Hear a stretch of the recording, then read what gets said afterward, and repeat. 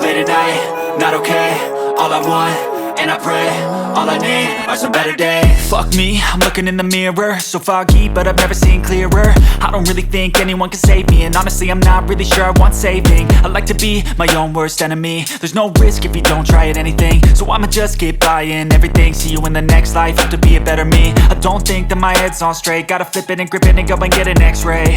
What's wrong with me? I just feel weight pushing on my chest and it squeezes till I suffocate. Better change my mindset, meditate. It's pretty cool that I'm alive and have better days. I could walk, see, hear, I should celebrate. Think I could change my mind, maybe elevate. Living life, everyday, late at night, not okay. All I want, and I pray, all I need are some better days.